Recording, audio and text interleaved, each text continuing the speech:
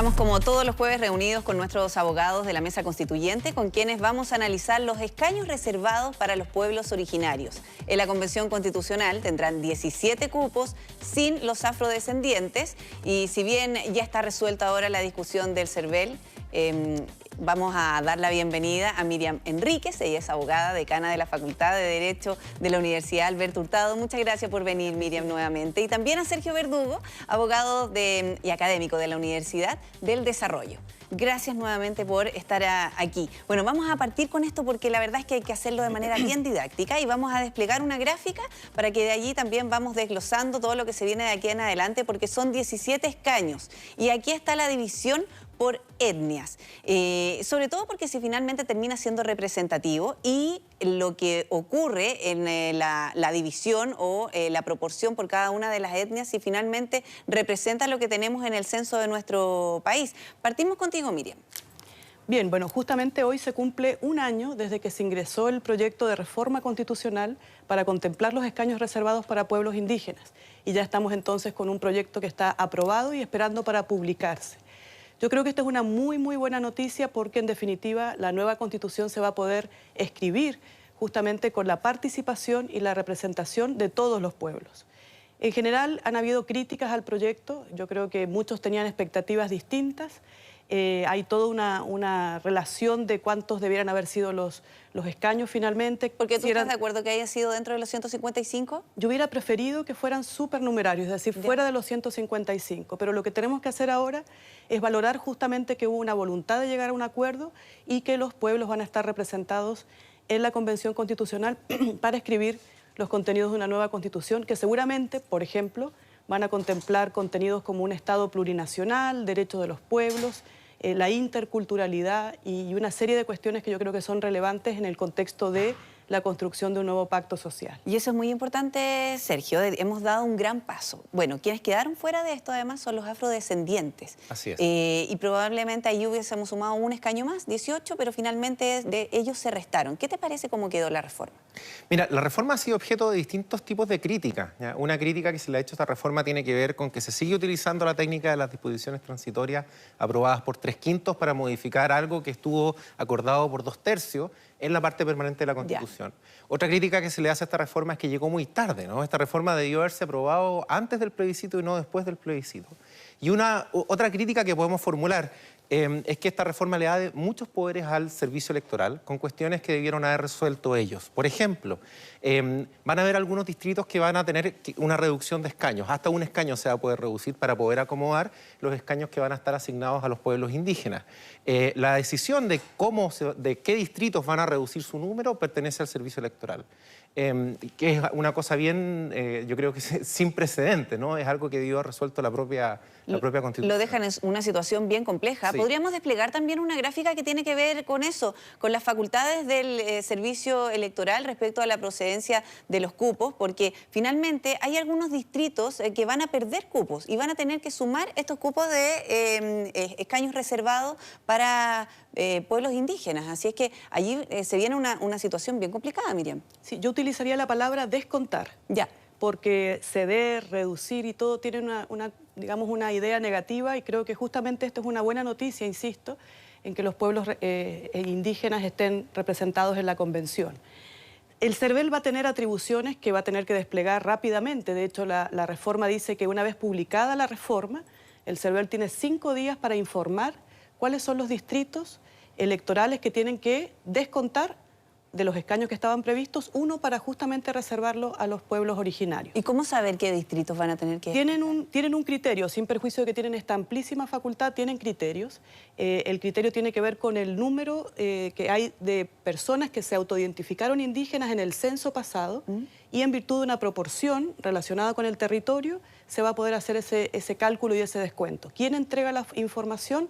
Justamente el Registro Civil y la CONADI. Y en base a eso se van a ir estableciendo qué distritos van a descontar un escaño para reservarlo a los pueblos indígenas. Entonces en eso no debería haber problema. No debiera haber problema porque están los criterios fijados. Y en principio cada uno de los distritos descuenta solo un escaño. Sin perjuicio de, por ejemplo, que la proporción fuera muchísimo mayor. Por ejemplo, en la región metropolitana, en la Araucanía, cada distrito solo va a descontar un escaño. Y en ningún caso se podrán descontar escaños en aquellos distritos que eligen 3 candidatos, porque de lo contrario, dicen, se podría haber producido un efecto semejante al binominal. Entonces ahí hay criterios que hay que seguir y hay información que se tiene que recabar, insisto, de instituciones que tienen información sobre cuáles son las personas que se autoidentifican como indígenas. ¿Hay alguna complicación que podría tener el CERVEL también al momento de realizar esta modificación? Que los plazos son cortos y son 5 días en este caso, y después el CERVEL adquiere una serie de obligaciones. Por ejemplo, en quienes patrocinan las candidaturas de los indígenas, hay que certificar unas actas de asamblea, ya sea de las comunidades o de las asociaciones, y esa información va a tener que tenerla el CERVEL. También respecto de la formación del padrón separado, va a haber un padrón de personas que van a poder votar, y el CERVEL va a tener que recibir información de una serie de instituciones para poder formar ese padrón separado y además permitir que personas que se autoidentifiquen como parte de un pueblo originario y quieran hacer una declaración jurada, por ejemplo, pueden hacerlo también a través de una serie de instituciones y también directamente al CERVEL. Va a haber una plataforma además que sea administrada. O sea, es mucho trabajo para el CERVEL y los tiempos son bien acotados. A mí no me gustaría estar trabajando en el servicio electoral en este momento. No ahora. Ahora lo comentábamos en cuanto a, claro, hablamos de un número que es determinado, 17 escaños reservados para pueblos originarios, pero ¿qué pasa con la distribución al interior de eso? Porque si la etnia mapuche hay un 80%, tiene solamente 7 escaños, entonces proporcionalmente allí probablemente no deja a todos muy contentos.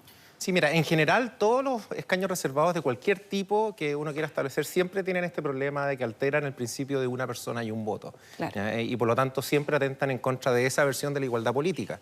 Y para que eso sea compensado filosóficamente, uno debiera tener una versión de la igualdad distinta. Claro. Entonces aquí se dice que los pueblos originarios en Chile han sido, como son una minoría, y no han tenido suficiente influencia en el proceso político, ellos no han tenido reconocimiento constitucional nunca, pese a que ha habido muchas promesas para eso. Y por eso tú compensas el argumento de la falta de igualdad política con este argumento de la necesidad de reconocimiento. Ahora, ¿cómo se distribuyen dentro de los pueblos originarios? Evidentemente que también hay un problema relacionado con una persona o un voto. Pueblos originarios muy pequeños, como por ejemplo los Rapanui, proporcionalmente van a recibir una influencia política mucho mayor que los pueblos mucho más grandes, como ocurre con el pueblo mapuche. Ahora, solo si nosotros, por ejemplo, consideramos la experiencia internacional, ¿las asambleas constituyentes tienen escaños reservados habitualmente o esto nosotros también estamos dando un ejemplo para el exterior? Sí, yo creo que en nuestro proceso ha sido bien especial. Yo creo que ha avanzado justamente en la posibilidad de representar, en una idea de representación muy distinta a la que usualmente nosotros tenemos. En este caso se ha instalado, me parece muy bien, porque refuerza la democracia, la representación reflejo de la sociedad. Y por lo tanto, si los pueblos originarios son el 13% de la población que habita este territorio, entonces se ha buscado que haya una representación equivalente, que no alcanza a ser justamente ese porcentaje, y que todos los pueblos estén representados, sin perjuicio de esta distinción que se hace del pueblo mapuche. Entonces creo que estamos innovando con varios asuntos, con esta importantísima proporción de escaños reservados para pueblos indígenas. Hay que recordar también que esta misma reforma contempla la posibilidad de reservar en las listas un porcentaje para personas en situación de discapacidad. Sí. Y por cierto, que una noticia que estaba anticipada, que es la paridad, que también es primera y única en el mundo en esta lógica de asegurar un resultado al 50%, y también es nuevo para nosotros a nivel interno. Bueno, el solo hecho de tener una nueva constitución redactada en estos términos es una novedad para nuestra historia constitucional, y también que los independientes puedan ir en listas de independientes. Es decir, una vez que se celebró el acuerdo en el mes de noviembre, han habido muchos acuerdos para plasmar esta idea de que en la nueva constitución todos tenemos que concurrir, como justamente es la sociedad chilena, diversa. Y al menos eso se está cumpliendo. Sí, y Miriam tiene razón cuando dice Chile es un experimento y es un innovador si lo comparamos con otros procesos constituyentes, no solamente por esta razón, sino que por muchas otras razones. Yo no recuerdo haber estudiado otra asamblea constituyente que tuviera más escaños reservados para pueblos indígenas proporcionalmente a su población como la que tiene Chile. Donde, mira, solamente tengo aquí el ejemplo del caso de Bolivia en el año 2009. Tuvo 3 escaños reservados teniendo una población indígena mayor al 40%, que es mucho. Sí. Y en Venezuela, en el año 99, con 3 asientos teniendo una población de 2,8%. Así es. Y mira, y el caso chileno, o sea, en Chile tenemos la población que ¿Sí? se autoidentifica como indígena, es de alrededor de un 13%. 13%. Entonces, claro, igual el número de escaños reservados no es similar a ese porcentaje, ¿ya? Pero sí es superior a otras experiencias de países que tienen minorías indígenas mucho más grandes que las que ha tenido Chile. Y si uno compara con parlamentos en el mundo, uno puede mirar siempre la experiencia de Nueva Zelanda, por ejemplo. El parlamento neozelandés tiene un 5,8% de sus miembros provienen del pueblo maorí. ¿Y una población de cuánto? Y tiene una población de un 16,5%, que es superior a la población que se autoidentifica como indígena en Chile. Ya, por eso Chile es innovador, ¿no? Y es un experimento porque va subiendo estos números. Yo no recuerdo alguna otra asamblea en la historia que haya tenido estos números. Ahora, una convención constitucional, claro, nosotros damos un paso importante, pero tenemos que apuntar precisamente a eso, el caso de Nueva Zelanda, de tener estos escaños reservados en el Parlamento. Bueno, esta es una discusión que va a tener la Convención Constitucional y yo creo que es uno de los puntos que se van a discutir necesariamente. Los pueblos originarios van a tener varias demandas al interior de la Convención. Una de ellas va a tener que ver con los escaños reservados para elegir al Parlamento, que se puede aprobar o no, y hay distintas modalidades para hacerlo.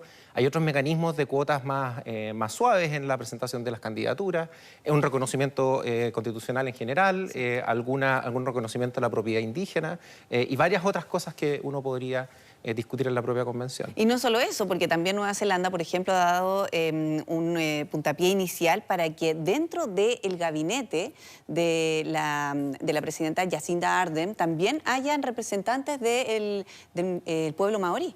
Sí, yo creo que se abre un espacio con toda esta representación, insisto, reflejo o espejo de la sociedad, para que las personas que luego sean elegidas puedan representar esos intereses en la convención. Por supuesto, representan los intereses y luego habrá que llegar a esos acuerdos que no van a ser sencillos. Sabemos que los 2/3 son una mayoría necesaria, pero también compleja de alcanzar.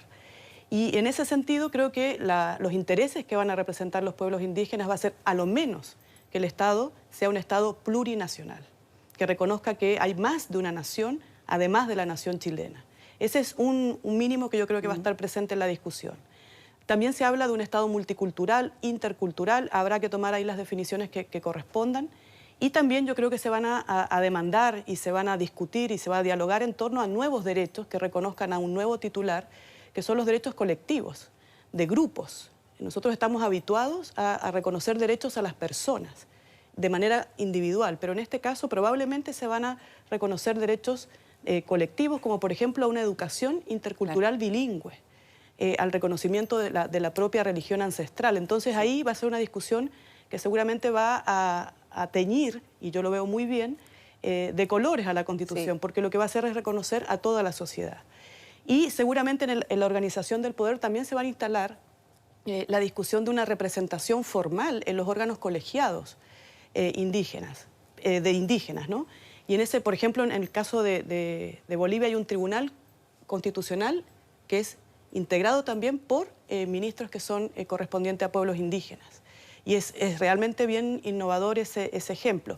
Y en los casos, por ejemplo, de regímenes parlamentarios, donde el gabinete de ministros es un órgano colegiado, también hay una integración que tiene una representación de pueblos originarios.